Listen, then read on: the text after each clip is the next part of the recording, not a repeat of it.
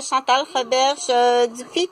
Donc, je t'ai présenté la semaine passée des magnifiques textiles avec des couleurs.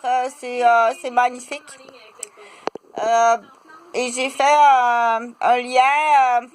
Je suis allée te parler qu'entre autres à Québec, il y a des groupes de rebelles parce que on dit non, non, non, je suis gentille, je suis pas rebelle.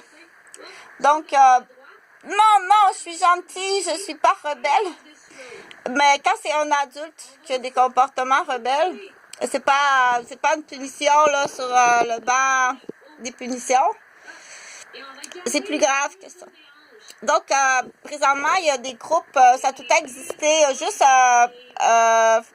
partir un mouvement de groupe, c'est illégal. Peu importe l'objectif d'un mouvement, d'un groupe, ça prend ce qu'on appelle là, des papiers en règle, des inscriptions en règle, puis c'est plus compliqué que ça. Là, quand on parle, c'est quoi un groupe, il faut pas non plus mettre en échec quelqu'un, essayer de mettre en échec quelqu'un qui fait des choses extraordinaires. Là, il faut être plus intelligent que ça, dire tu vas pas enlever les batteries d'une lumière qui soutient tout ça, puis qu'il y a un montant d'argent incroyable, puis que t'as pas idée tout ce qu'il y a en haut de Chantal Roberge pour 2 heures.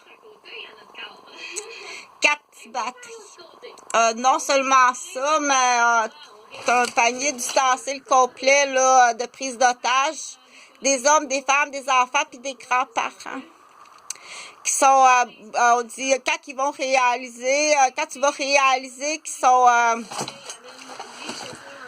victimes de certains groupes, avant que tu le réalises, ils vont être trop tard parce qu'ils sont très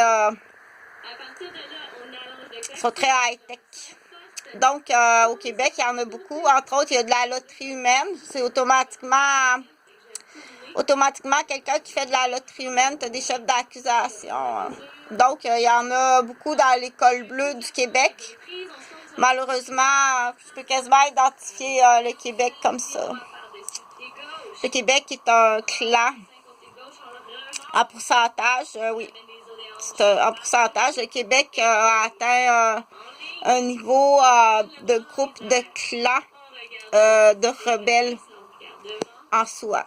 Donc, il y a plusieurs stratégies. Moi, j'enseigne, là, c'est comme un peu, si ça serait une journaliste qui a des connaissances d'un petit peu de tout, là, qui t'explique